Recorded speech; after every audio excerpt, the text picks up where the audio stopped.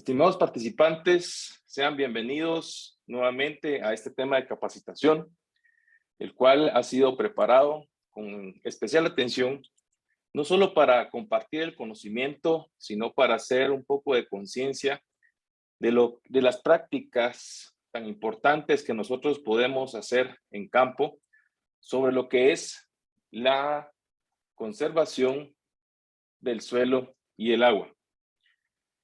Hay muchas prácticas de campo, hay labores agrícolas que nosotros podemos implementar justamente para ayudar a algo tan importante como lo es el suelo y el agua, ya que estas pues vienen siendo la base de la agricultura y en el medio en que pueden crecer casi todas las plantas de las que nosotros podemos obtener la producción agrícola, alimentos, y esta capacitación tiene como objetivo pues demostrar esa importancia de las muchas prácticas que muchas veces las hemos dejado a un lado y que son prácticas culturales que muy bien las podemos aprovechar en campo, pero sobre todo buscar el aprovechamiento del suelo y el agua.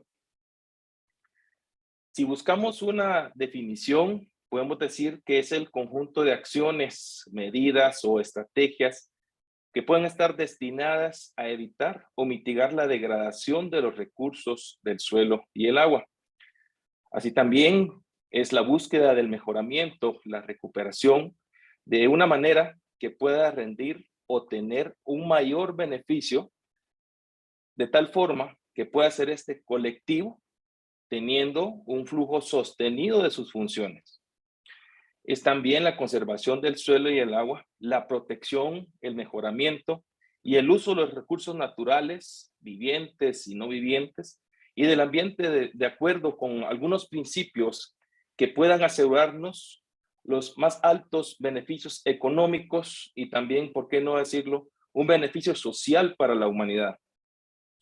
En lo que es la conservación del suelo y el agua, es también pues el poder proteger los recursos naturales, aprobados bajo una situación de racionalidad y también de una manera pues bastante sostenida. Bueno, dentro de la importancia que nosotros tenemos a la conservación del suelo y el agua como un recurso natural renovable, pues, o se tiene el conocimiento, ¿verdad? Que sobre el tiempo que pueda tener, ¿sí? Es necesario que la naturaleza forme un suelo con buenas condiciones para la producción agropecuaria. Estos elementos tienen que ser muy necesarios porque nos pueden garantizar la composición del mismo. Y obviamente conocemos que se va a hacer de una forma natural por procesos de purificación del agua, aprovechando justamente lo que es el ciclo del agua. Veamos entonces un pequeño ejemplo en la parte que tenemos acá, pues vemos cómo en su mayoría es roca, ¿verdad? Se le conoce como un suelo primitivo. Luego pasamos a lo que es un suelo joven, comenzamos a ver la poca presencia de rocas en lo que es el suelo, ya vemos lo que son matorrales, siempre con la presencia de lluvia o el ciclo del agua. Y luego entramos a lo que es un suelo maduro, un suelo donde encontramos una capa arable pues más profunda, con la oportunidad de crecimiento de raíces, el aprovechamiento del humus, el crecimiento de los árboles, y es así justamente lo que nosotros queremos dentro de la conservación del suelo y del agua. Es la transformación de todas esas áreas que hasta cierto punto no pueden ser cultivables porque pues no cuentan con lo que nosotros necesitamos, todos los minerales, todos los propios nutrientes del suelo para que se puedan desarrollar.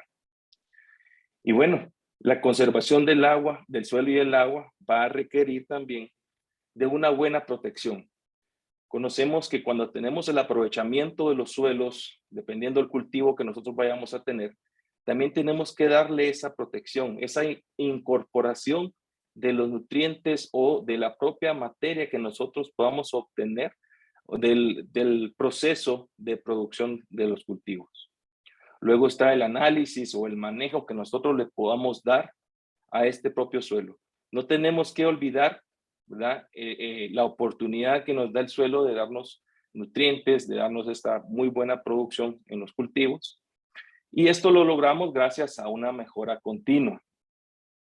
Hemos escuchado mucho sobre lo que es las tecnologías de precisión en la agricultura, y es acá donde la mejora nosotros la tenemos que tener de una forma perenne. Tenemos que buscar ese aprovechamiento de las nuevas tecnologías que nos brindan estadísticas, que nos brindan resultados, que nos brindan informaciones que muchas veces nosotros desconocemos porque no contamos con el expertise o no tenemos ese material práctico para poder desarrollar todas estas investigaciones. Entonces, todas estas mencionadas tienen como único objetivo el obtener una productividad agrícola de una forma sostenible.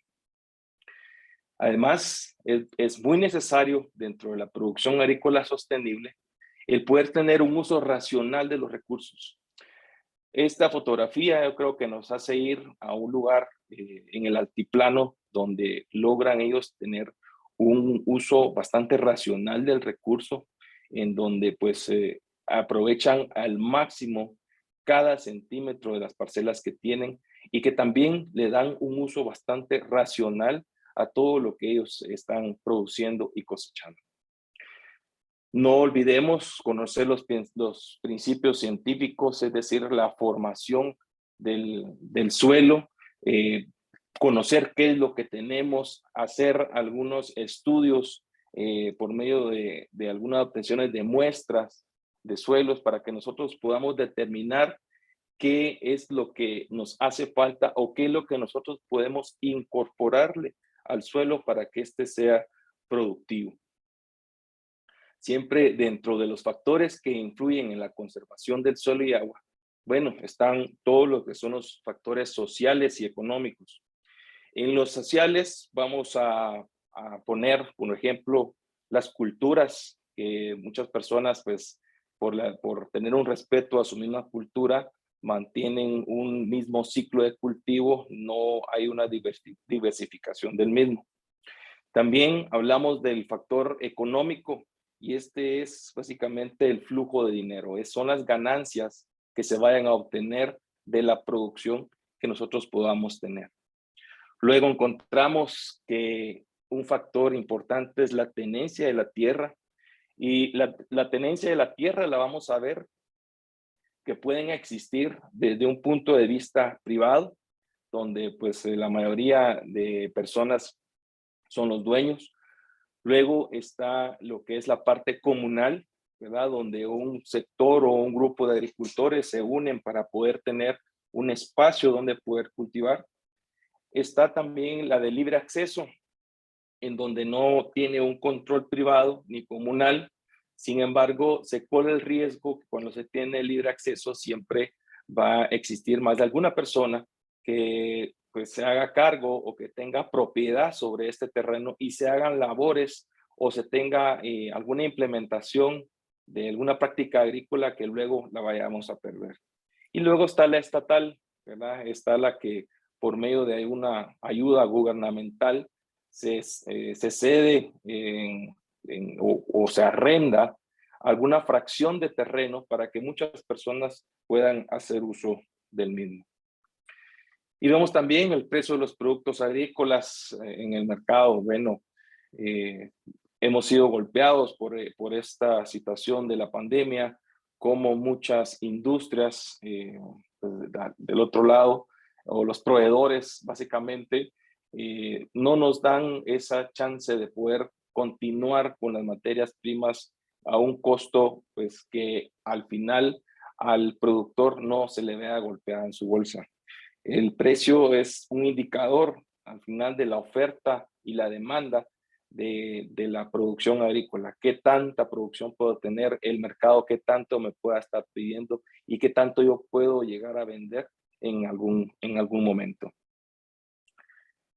Dentro de los factores que influyen justamente a la degradación del suelo y agua, también está la multiplicación de las unidades productivas.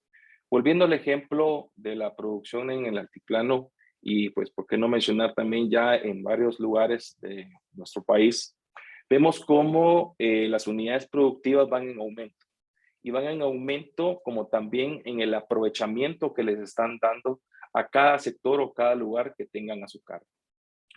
Dentro de las tradiciones y costumbres, que es lo que yo les mencionaba, es un factor social, es poder mantener el monocultivo, no migrar a esa diversificación, y eso al final es un factor que va a influir mucho en la degradación del suelo. El grado de escolaridad, aquí depende mucho qué tanto como familia y también dentro de la educación en las áreas agrícolas se les dé a los jóvenes sobre la importancia que tiene la producción agrícola y básicamente en nuestro país, siendo Guatemala un país pues potencialmente agricultor. Entonces, el grado de escolaridad tiene que ver mucho qué tanto se le pueda guiar a la persona, aunque las prácticas agrícolas vienen desde casa, en donde se les prevé o se les da, perdón, de toda la información a los jóvenes para que ellos puedan aprovechar al 100% las áreas con las que cuentan. Seguimos con los factores de la degradación y es el manejo inadecuado. Acá vemos pues cómo en su momento hubo algún cultivo, sin embargo, eh, vemos también cómo hay un sistema de riego por inundación y entonces el manejo es inadecuado porque hablamos de diversificar los cultivos, pero no hablamos también de poder cambiar esos sistemas de cuidado o los sistemas de que nosotros vamos a controlar todo el manejo agronómico al cultivo que vamos a tener. El sobrepastoreo, bueno, lo que es la práctica o la producción pecuaria viene siendo un factor bastante fuerte en la degradación del suelo y agua. Conocemos cómo hay áreas que son potencialmente productivas para el ganado, ¿verdad? Pero también si no se tiene un buen manejo de las parcelas donde se tiene este tipo de animales, vamos a conocer de que estamos degradando todo lo que es el suelo, compactando el suelo por ese peso que tiene cada animal al momento de estar pues sobre pastoreo. La tala inmoderada de los bosques, hay lugares en donde no se cuenta con las licencias apropiadas para poder desarrollar esta práctica, lo que hace pues hasta cierto punto ser una parte muy vulnerable, ¿verdad? Porque la tala inmoderada de los bosques conocemos que ahí vamos a perder pues parte de lo que el tiempo nos ha dado en la formación del suelo, la obtención de los recursos, ese aprovechamiento que nos dio de una forma natural, lo perdemos con la tala inmoderada de los bosques. Y si seguimos dentro de la degradación, está lo que son los monocultivos.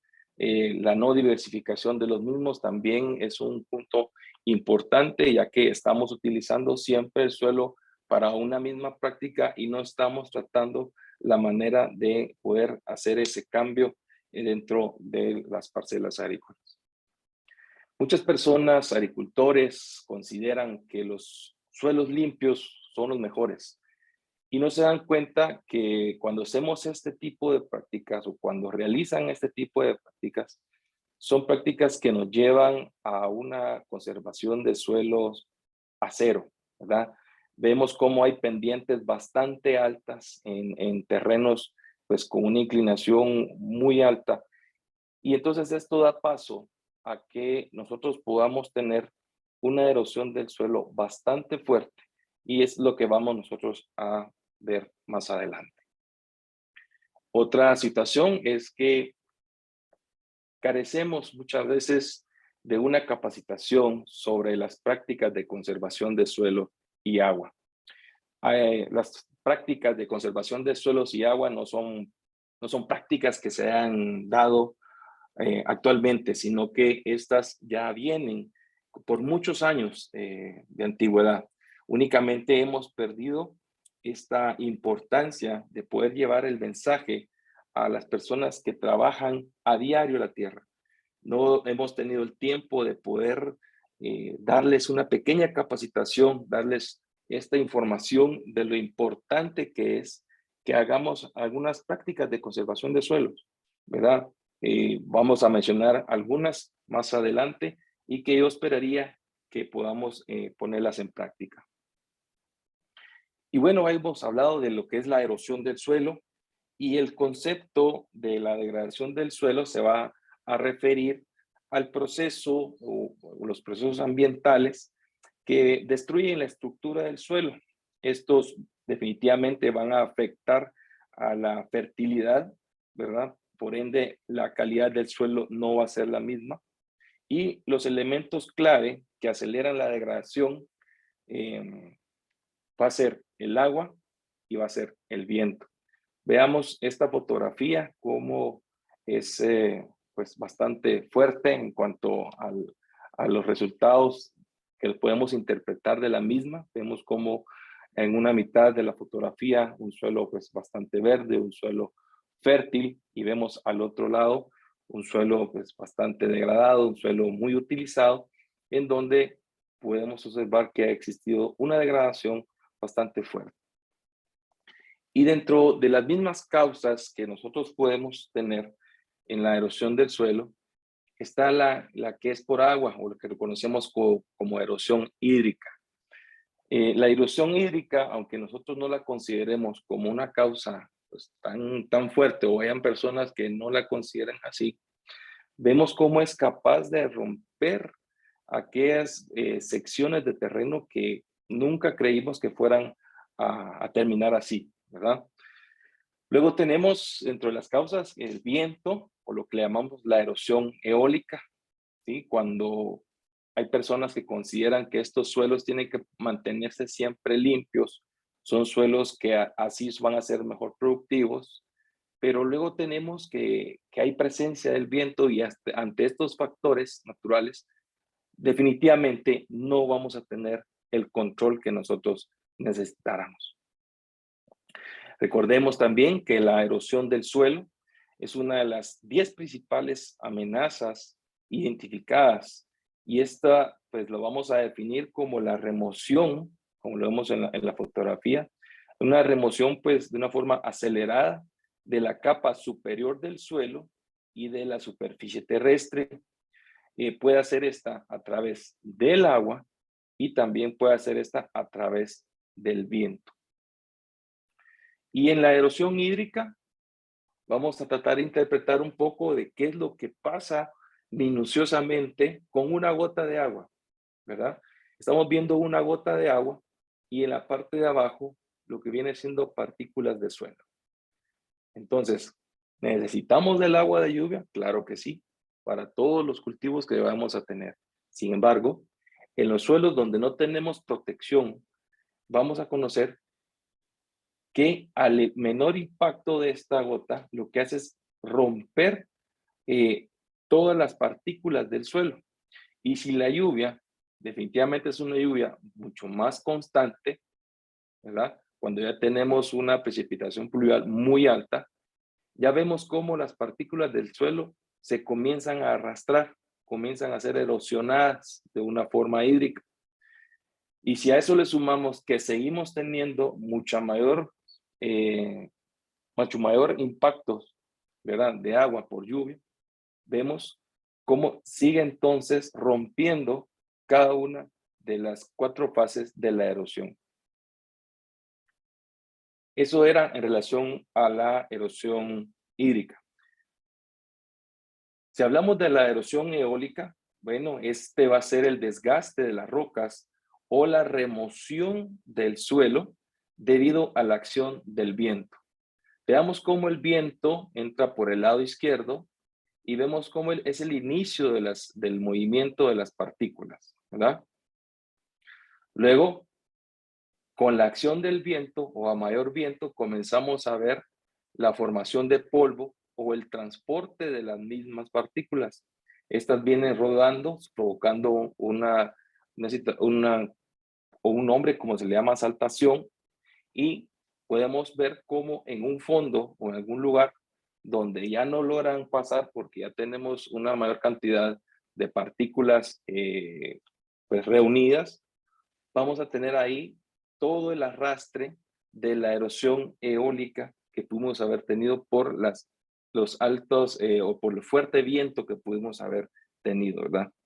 Esto al final lo que hace es que es principio pues imprescindible, ¿verdad?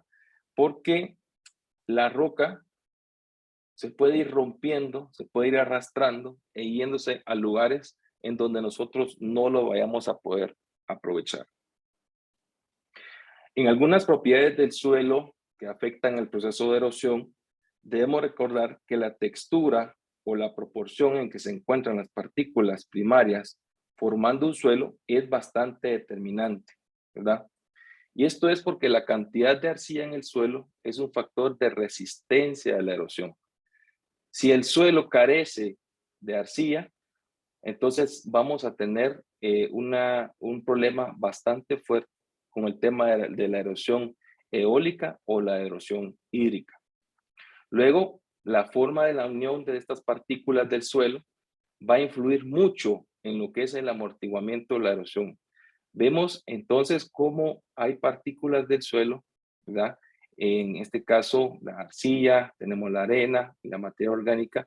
Estas dan lugar a que tengamos una mayor concentración o mayores espacios en donde puedan venir e ingresar lo que es el agua o el aire, y así entonces tener algunos problemas en el proceso de erosión, porque el propio suelo no tiene una defensa, no tiene cómo él protegerse al momento de tener el impacto hídrico o el impacto eólico, y no vamos a tener pues muy buenos resultados. Bueno, esta imagen creo que la hemos visto en muchos sitios web, ¿verdad?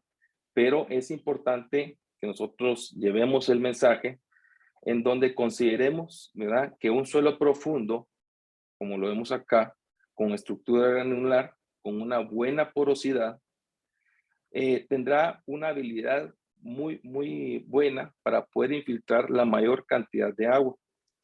Esto va a disminuir de gran forma lo que es la escorrentía, ¿verdad?, que pueda causar desprendimiento o arrastre de una forma considerable de suelo fértil. Esta fotografía la podemos encontrar en muchos sitios web y nos explica muy bien todos los tipos de horizontes del suelo y cuánto es lo que nosotros podemos tener bajo una muy buena producción agrícola. Si hablamos de la fertilidad del suelo, bueno, considerando que la población se duplica cada 25 a 30 años, esto va a significar pues, mayor necesidad de alimentos. Por lo tanto, una mayor necesidad de alimentos nos hace tener una mayor producción agrícola para poder abastecer a toda esta población. Acá tenemos que preguntarnos algo, y es, ¿tenemos la cantidad de tierra disponible para esos fines? Entonces, en esto existe un gran reto por manejar, por mejorar, por proteger y por usar adecuadamente el recurso suelo para obtener una productividad agrícola más sostenida. Y la fertilidad del suelo también va a estar en base a la presencia de arcilla. ¿Por qué la presencia de arcilla? Bueno, se les considera que son las partículas más finas que se pueden encontrar en el suelo, y es la parte inorgánica que aporta la mayor capacidad de retención de agua y nutrientes. Por tanto, su retención de nutrientes va a ser alta y su fertilidad también va a ser igual de alta.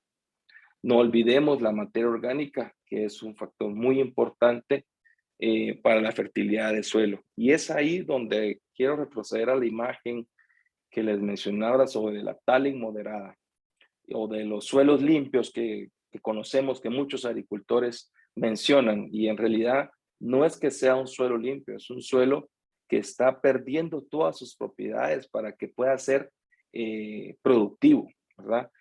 Y sé y entiendo de que el concepto de fertilidad del suelo en algunas personas está únicamente en la aplicación de enmiendas o de algunas otras eh, ayudas, por así mencionarlos, ¿verdad? Pero la fertilidad del suelo data desde el mismo aprovechamiento del sector, y que nosotros podamos hacerlo de una forma, pues, cultural bastante aceptable. Dentro de las prácticas de conservación del suelo y el agua para el control de la erosión, bueno, en estas está lo que es el manejo del suelo para la mejora o del balance hídrico, las famosas zanjas de infiltración, ¿verdad? Estas zanjas de infiltración se han considerado por la vulnerabilidad que puedan tener en regiones donde se tienen muchas inundaciones, puedan también presentarse algunas sequías, teniendo una mayor proporción de agricultura de subsistencia, ¿sí? Entonces, el manejo de este suelo tiene como objetivo el mejoramiento en el balance hídrico.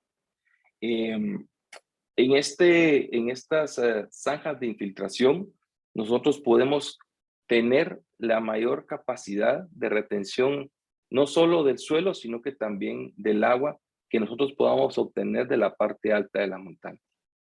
Está la captación de nuevos recursos hídricos, como lo es la cosecha de agua, y esta es la implementación de sistemas de cosechas de agua para riego, para bebida o para el uso domiciliar, ¿verdad? Hay muchas alternativas cómo lo podemos nosotros realizar de los techos de las casas.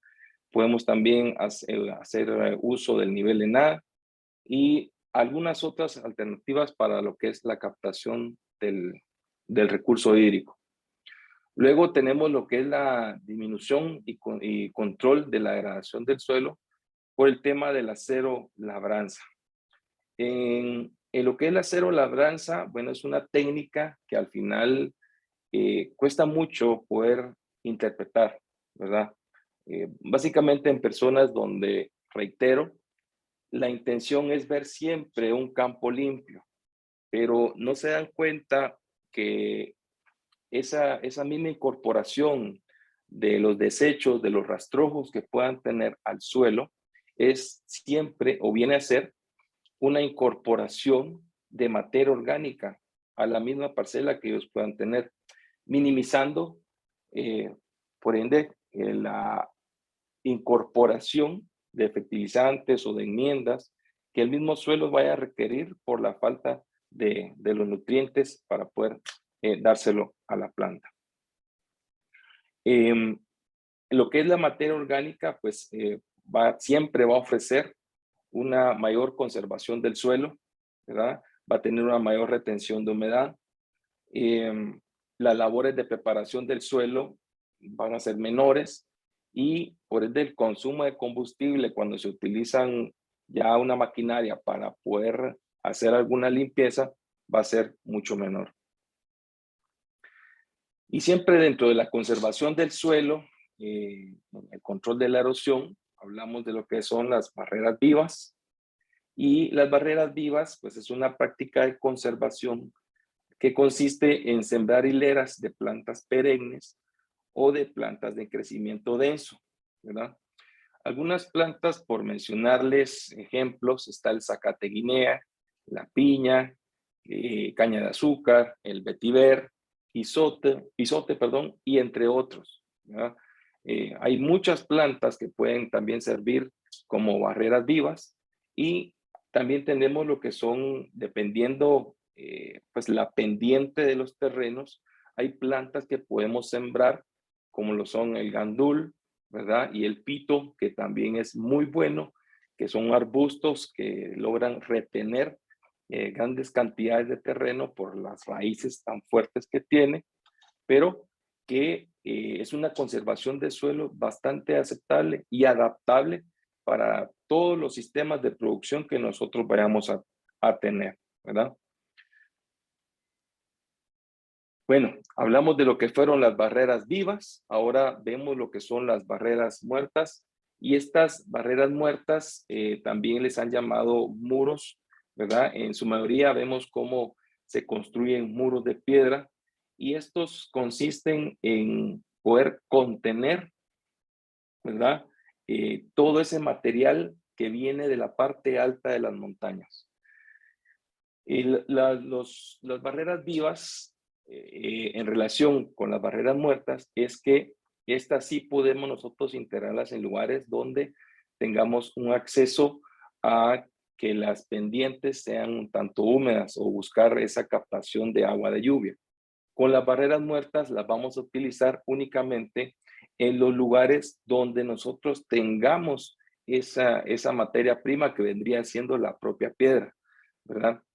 Las barreras muertas van a retener la velocidad de degradación del suelo, la van a contener en la parte alta, y para que éstas sean resistentes, generalmente van a una altura de 50 centímetros del suelo, y en la parte de abajo tienen que tener por lo menos un ancho de 30 centímetros con una profundidad de 10 centímetros cada 50 centímetros de altura.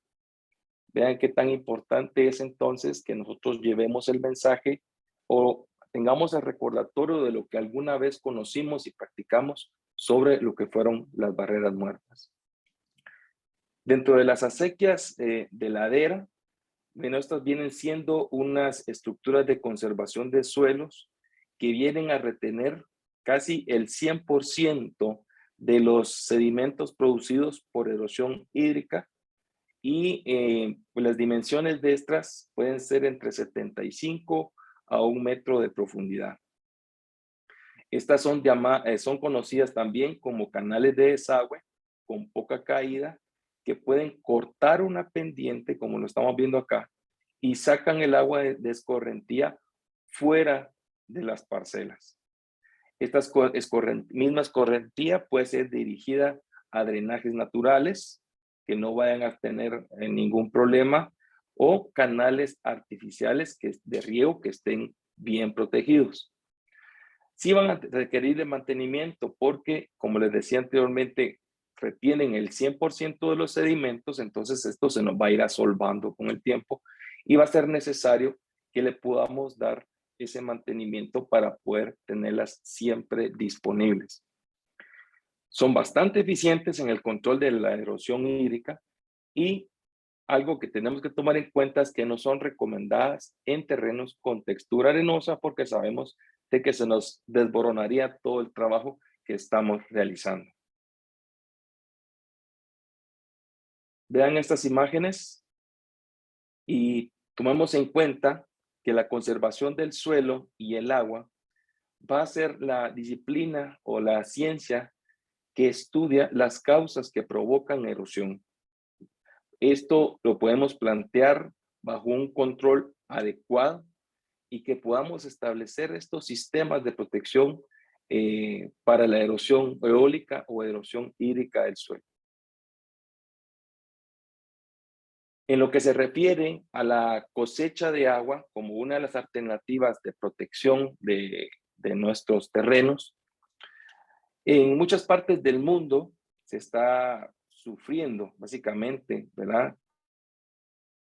con el déficit de agua, y que esta agua sea de buena calidad para poder abastecer las necesidades del consumo humano, las actividades económicas y, por qué no, todas las actividades que requieran en el uso agrícola. La cosecha de agua no es un concepto nuevo, existe desde hace miles de años, como se los mencionaba anteriormente, y este se aplica en muchas partes del mundo a través de una variedad de técnicas y muchas prácticas que se pueden ir conociendo.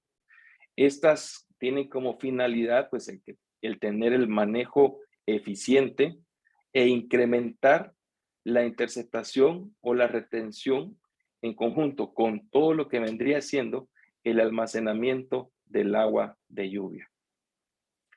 Toda esta agua de lluvia, recordemos que ha sido producto de la misma escorrentía que ha tenido el suelo que nosotros tenemos. E imaginemos, si ya lo hacemos de forma controlada, ¿cómo pasaría entonces si no lo tuviéramos? Estuviéramos siempre perdiendo toda esa capa importante de suelo, y también esto puede ser reutilizado a nuestros campos de cultivo. Dentro de la misma historia de la cosecha de agua, antiguamente el agua de lluvia pues era ocupada por mucha gente como una principal forma de abastecimiento. Sin embargo, esta práctica se fue disminuyendo con los años debido a la contaminación que se tiene actualmente. Por darles un ejemplo, las lluvias ácidas también son parte de esta contaminación, porque no permiten utilizar el agua que nosotros podamos tener para el higiene personal. Y estos son los efectos de la lluvia ácida. ¿Y qué viene siendo la lluvia ácida? Bueno, es la humedad del aire que se combina con óxidos de nitrógeno, dióxido de azufre o trióxidos de azufre, emitidos por fábricas, por centrales eléctricas, calderas de calefacción, productos derivados del carbón, también productos que sean derivados del petróleo, que contengan azufre, en interacción con el agua de lluvia, y estos pues forman el ácido nítrico o ácido sulfuroso, y finalmente estas sustancias químicas caen a la tierra, ¿verdad? Esto, cuando caen a la tierra, pues causan precipitaciones que constituyen la lluvia ácida, y estas vengan a destruir las plantas, cosechas, jardines y entre otros que nosotros podamos tener. Dentro de los primeros sistemas de cosecha de agua, pues está lo que es el sistema Negarim, un sistema que fue inventado y practicado en Israel. Y vemos cómo es un sistema bastante tradicional de recolección o cosecha de agua. Vemos cómo son pequeñas estructuras en forma romboidal o en forma cuadrada, si lo queremos ver así. Esta está rodeada por camellones de tierra, ¿verdad? En donde tenemos un orificio al fondo, un orificio de infiltración en la parte inferior de cada una de ellas. Si nos vamos a la última imagen de la derecha, quedaría de esta forma. Tenemos todo el terreno en disposición y tenemos el sistema Negarim en una de las esquinas que vendría siendo la esquina o la parte baja del terreno, ¿verdad? Este sistema Negarim, ¿verdad? Como uno de los primeros sistemas de cosecha, fue utilizado en frutales y también en árboles forestales. Dentro de las causas de la pérdida del agua, ¿verdad? Y es por eso que nos trae a poder desarrollar estos temas que, como les dije a un inicio, trata de hacer conciencia y trata también de poder implementar estas prácticas en campo, prácticas que ya las hemos ido olvidando porque pues, las tecnologías o las mismas producciones agrícolas han requerido de mayor espacio, mayor densidad de siembra y pues algunas otras situaciones propias de la agricultura. Pero dentro de las causas de la pérdida del agua, definitivamente está el crecimiento demográfico. Nosotros nos vamos duplicando, triplicando cada vez más. La Tierra está dando todo lo que tiene, pero si nosotros también no colaboramos con lo mismo, con lo que es la no erosión, con la cosecha de agua, con la infiltración de agua al suelo, entonces cada vez estamos viendo cómo los pozos o la obtención del vital líquido cada vez es más profunda, ¿verdad? No los estamos encontrando tan superficialmente, sino que únicamente se está yendo muchísimos metros más de profundidad para poderlos tener. Y no solo eso, es también parte de la pérdida del agua que tenemos a nivel mundial, ha sido el aumento en la actividad económica, y qué bueno, porque todos necesitamos trabajar para poder tener ese alimento, ¿verdad? O tener todas las necesidades, cumplir con las necesidades que podamos tener de educación, de alimentación, de trabajo, de vestimenta, pero el aumento en la actividad económica ha sido bastante fuerte. Y si nosotros no ponemos de nuestra parte para poder contrarrestar el hecho de que el aumento de la actividad económica es parte de la causa de la pérdida del agua, va a ser pues, bastante fuerte ese cambio y estamos a tiempo para poderlo hacer. Dentro de la versatilidad de la cosecha, pues una gran cantidad y diversidad de posibles formas de intercepción del agua, de retención o el almacenamiento de agua, hacen que el concepto de la misma cosecha de agua sea muy versátil en sus distintas formas de aplicación. Y es versátil porque podemos nosotros ingeniar la forma como tener esa misma cosecha de agua, cómo podemos nosotros poder capturar, retener, como bien mencioné anteriormente, el vital líquido que tanto necesitamos. También nos podemos referir a las técnicas o al sistema del tipo cisterna, ¿verdad? De las aguas que nosotros podamos capturar también en campo. Si esto es dentro de un uso domiciliar, dentro del campo también podemos hacer lo que son las cosechas de agua sin ningún problema. Estas también funcionan en los lugares donde los agricultores tienen que caminar por mucho tiempo para llegar a sus parcelas productivas y no solo tienen que llevar su alimento o los materiales que tengan que usar para la fumigación, sino que también llevar el líquido con el que van ellos a aplicarlo. De esa cuenta, la recomendación es que se hagan cosechas de agua en los lugares más alejanos para que este líquido lo tengan siempre disponible. Vemos acá cómo está otra técnica, ¿verdad? De lo que es la captación del agua, en donde indica pues la construcción de dos láminas encontradas con una pendiente hacia el mismo lugar, dan como resultado el poder llenar un reservorio en la parte de abajo, el que nosotros ya tenemos previamente protegido para que también pues no se nos vaya a infiltrar. Dentro del manejo integrado del territorio y la cosecha del agua, bueno, la cosecha de agua de lluvia puede reducir hasta un 50% el agua potable que nosotros utilizamos en casa o que es de uso cotidiano. La recolección puede ser muy sencilla, como es la que acabamos de ver, o más compleja. Todo esto va a depender de los recursos que nosotros vayamos a tener. Pero interpretemos esta imagen. Vean cómo acá se dan distintas situaciones.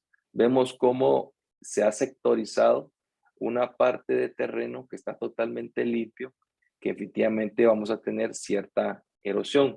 Sin embargo, tenemos ya el primer sistema de cosecha de agua. Luego, a un costado, tenemos también una parte productiva donde tenemos una cosecha de agua. Esta va directamente hacia un canal que da como resultado la interacción de algunos campos donde tenemos cultivos, ¿verdad? Y también se tiene la obtención del vital líquido para el área donde se tienen viviendas. De esta forma, podemos nosotros tener un ciclo del aprovechamiento del agua. Claro, todavía lo hagamos de una forma controlada, donde apliquemos la construcción de barreras muertas, como lo estamos viendo acá, o también la elaboración de barreras vivas, que estamos viendo en la fotografía en la parte alta. El sistema productivo agrícola, en general, se va a ver totalmente beneficiado cuando tenemos un manejo integrado de lo que es la cosecha de agua. Y también es importante que logremos considerar la aplicación de prácticas para la conservación de suelos. Y la aplicación de las prácticas, bueno, data de tiempos muy remotos, ¿verdad? Entre ellos mencionamos los egipcios, los mayas, los incas. Ellos iniciaron esta práctica. Y en Guatemala Bueno, pues venimos hablando de este tipo de prácticas desde hace mucho tiempo, ¿verdad? Y hemos visto, pues, cómo nosotros también hemos ido evolucionando en las prácticas agrícolas sobre la conservación de suelos. Porque cuando ya vemos un suelo totalmente inclinado, ya nosotros pensamos en cómo nosotros podemos proteger justamente esa ladera de terreno y cómo proteger también la parte de abajo para evitar que se nos esté asolvando de material que viene de la parte de arriba de las montañas. Y para que nosotros tengamos justamente el conocimiento o tenemos la práctica de poder hacer esta conservación de suelos, es necesario que podamos hacer uso del nivel en A. Es un aparato pues, bastante interesante, todos estamos muy bien relacionados con él y con él podemos trazar las curvas, ¿verdad? Las curvas a nivel que van a servir como referencia para las prácticas de conservación de suelo. Y el tema del nivel en A es un tema que viene pues siendo un tanto más práctico que darlo de una forma virtual. Pero yo quiero dejarlos que por favor ingresen al enlace que se les estará compartiendo para que puedan descargar un manual bastante interesante sobre la construcción y manejo del nivel en A, ¿verdad? Es una herramienta, como dice acá, muy importante, muy básica en la conservación de suelos y agua. Y por medio de este enlace, ustedes lo pueden descargar, tener este pequeño folleto, porque a veces entendemos la funcionalidad del nivel en A, pero a lo mejor ya se nos ha olvidado cómo lo podemos nosotros ir aplicando en campo. Y qué mejor que también este enlace pues lo podamos nosotros compartir a todas las personas que tenemos a nuestro cargo o que consideremos que le van a dar un muy buen uso. Y hablando del nivel en A, pues, es un instrumento muy sencillo, ¿verdad? De fácil fabricación. Con él vamos a marcar las curvas o las líneas del nivel. Al final vienen siendo un contorno en el suelo o la remarcación de laderas. Estas, o el nivel en A, ¿verdad? Se vienen siendo las curvas a nivel. Lo que nos va a servir es que vamos a poder trazar o marcar lo que son las terrazas, donde nosotros vamos a establecer nuestras zanjas de filtración o los surcos, ¿verdad? Esto también nos va a servir para que podamos tener nosotros un muy buen aprovechamiento de las laderas en donde tengamos cultivos, porque las siembras que realizamos con nivel en A van a ser siembras que van a estar bien protegidas de la erosión hídrica y la erosión eólica, perdón, porque no se va a arrastrar todo el material o no van a ser golpeadas por el excedente de lluvia o la mucha presencia de aire en el lugar. Dentro de algunos de los materiales que se necesitan para la construcción del nivel en A, y estos también están descritos en el enlace o en el manual que les compartí, están que podamos tener pues 2 palos delgados que sean bastante rígidos. Estos tienen que tener 2 metros 10 de largo y tenemos que tener uno, ¿verdad? Que tiene que tener una medida de 1 metro 30 de largo, que es el que va al medio, ¿verdad? Un cordón, ¿verdad? O un lazo bastante resistente. Una botella plástica, puede ser también una tuerca, una piedra o cualquier objeto similar. Claro, tiene que ser pequeño, pero también tiene que ser pesado, porque este va a ser el plomo con el que vamos nosotros a poder tener bien calibrado nuestro nivel en A. La cinta métrica la vamos a usar para que nosotros podamos establecer la unión de los palos de una forma bastante asimétrica y si se puede utilizar martillo y clavos para que queden bastante fijos, pues es también aceptable poderlo hacer. Nuevamente, para quienes no hayan tenido la oportunidad de anotar o de tomar una captura de pantalla o una fotografía, se está compartiendo el enlace o la referencia a un video que es bastante bonito para poder ver cómo es que se elabora este nivel en A de una forma bastante práctica, bastante sencilla. Y ahí también en este video se puede ver cómo la persona establece, eh, las medidas para poderlo realizar y que sea pues bastante útil. Y las curvas a nivel, tomemos en cuenta que son un punto de partida para la conservación de suelos. Como les mencionaba, las curvas a nivel pues son muy buenas porque el trazo o la señalización que se vaya a tener en ellas, primero, pues lo hacemos de una forma física, en donde vamos a ir marcando bastantes puntos a una misma altura y que cuando nosotros llegamos a unirlos, nos da esta forma, ¿verdad? Esto ya es un cultivo que se está estableciendo bajo curvas a nivel, o también se puede utilizar para el establecimiento de las propias barreras vivas o las barreras muertas. Cuando los cultivos los sembramos con curvas a nivel, como les mencionaba, impedimos que el agua corra pendiente abajo con altas velocidades. Entonces estamos frenando todo ese tipo de erosión que nos puede repercutir en el cultivo, en la producción, en el tiempo de trabajo, en mano de obra y en algunas otras situaciones propias de lo que es las prácticas en campo. Y las plantas que les mencioné antes para poder retener, ¿verdad? Parte de la degradación del material en la parte alta, ¿verdad? Como lo mencionaba el vetiver o el izote, que son pues bastante fuertes para la retención de todo el material que pueda venir de la parte alta, pues es una recomendación muy buena también el poderlo establecer bajo curvas a nivel. Y el propósito de las curvas a nivel, bueno, es propiamente con la intención de contener, ¿verdad? Todo el material que viene en la parte aérea.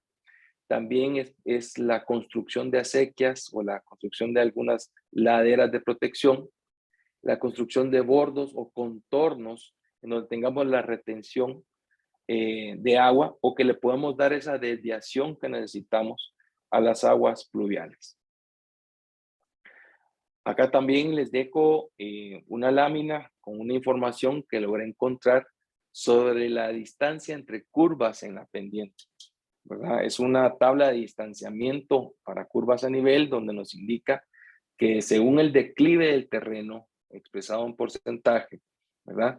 Y la distancia que nosotros tengamos que tener según el declive o el porcentaje de inclinación que vayamos a tener. Voy a dar unos momentos para que podamos tomarle una fotografía o tener una captura de pantalla y que ustedes puedan tener este dato bien importante.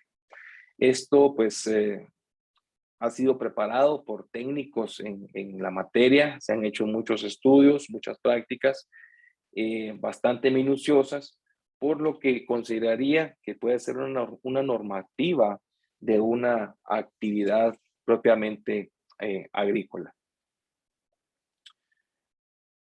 Y ya para ir terminando, bueno, dejo acá unas fotografías bastante fuertes, una sobre las talas inmoderadas y la otra pues en lugares donde creemos que el agricultor pues lo ve como un lugar limpio, ¿verdad?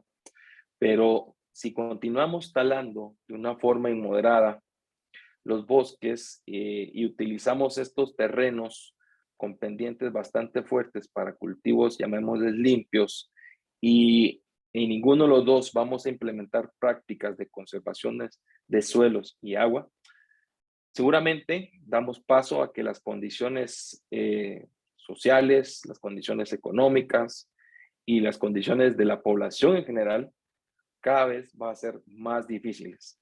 Esto tomando en cuenta que el suelo y el agua pues son los recursos más importantes de la producción agrícola y también, como lo mencionamos, de la producción pecuaria. Y quiero dejarles un mensaje, es que mientras nosotros los humanos, no estemos conscientes de la importancia que tienen los recursos naturales, digamos específicamente los renovables, el suelo y el agua, que son los que mantienen la producción agrícola, donde nos logramos nosotros satisfacer las crecientes demandas de alimentos para toda la población, se van a seguir degradando y por ende, si se degrada, vamos a perder todos estos recursos. Dejo mi correo electrónico y repito, es una charla que da para poder dar más explicación. Sin embargo, es preparada únicamente para crear esa conciencia, para poder regresar a aquello que aprendimos en algún momento y que parte o es parte fundamental de la agricultura, ¿verdad? Y un medio en que nos da a nosotros dónde vivir y pues obviamente satisfacer las necesidades de alimentación. Les invito a seguirnos en nuestras redes sociales como @agremiagro, en Facebook, en Twitter, en Instagram, en YouTube, en donde ustedes podrán ver nuevamente estas charlas de capacitación que estamos innovando día con día, que estamos preparando para todos y pues con todo gusto le podemos dar un seguimiento a quienes consideren que lo necesitan. Muchas gracias.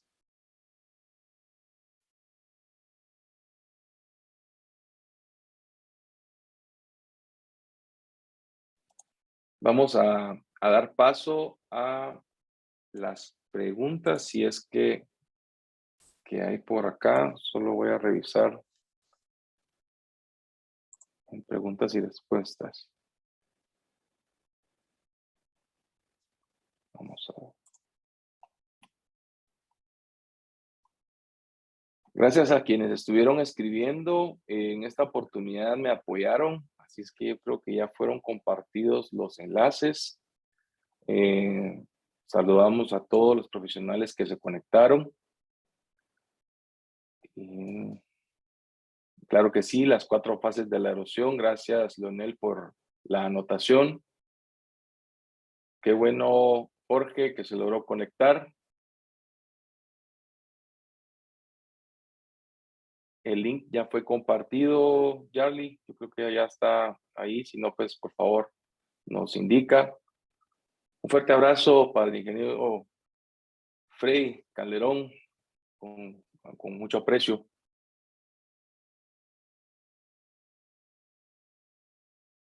Gracias, Wilman, por ese buen comentario. Y creo que Yali tiene problemas. Por favor, Yali, escríbame un correo electrónico. Con gusto le puedo apoyar.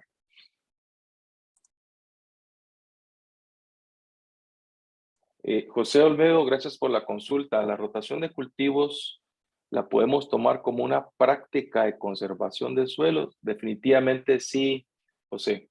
Es una muy buena práctica, por eso les mencionaba que dentro de los factores de riesgo de la degradación están los monocultivos, ¿verdad? Es cierto, los monocultivos extensivos generan trabajo, generan, pues, que les dio muchos ingresos para las personas que lo están produciendo. Sin embargo, es interesante que en algún momento, pues, se tuviera esa misma práctica de poder rotar, ¿verdad? De poder hacer la rotación de cultivos. Pero yo pienso que esta práctica de rotación de cultivos la podemos establecer en sectores o parcelas que que no tienen tanta producción en cuanto a que sean de mayor tamaño, ¿verdad? De mayor volumen, ¿verdad? Entonces, la rotación de cultivos es una práctica muy, muy buena. Saludos, ingeniero Gil. ¿Qué recursos hoy en día puede llegar a ser no renovables? Wow. Es una pregunta un tanto delicada, ¿verdad? Porque si lo mencionamos así, no puede ser renovable si no hacemos una buena utilización del agua, la misma agua, ¿verdad? No puede llegar a ser renovable, obviamente, porque si no hacemos este tipo de prácticas, si no fomentamos esta información, y si no hacemos la cosecha o la siembra del agua, ¿verdad? Donde podemos introducir el agua de lluvia al suelo por muchos otros mecanismos que seguramente los voy a estar ingresando a esta charla, podría ser un recurso, ingeniero. Luego, otro de los recursos, y ya lo hablamos también, es el suelo, porque ¿qué pasaría entonces si no logramos tener esas materias primas que se elaboran de una forma sintética y que le aportan los nutrientes al suelo, que a veces los agricultores únicamente les han quitado, y echan luego la culpa a que el cultivo es malo porque no está creciendo, porque no está produciendo, sino que es porque definitivamente le hemos quitado todos los nutrientes al suelo y no le hemos aportado nada, ¿verdad? Entonces yo me quedaría ahí pues, por el interés del tema, ¿verdad, ingeniero? Muchas gracias por la pregunta y sé que pueden existir muchos más.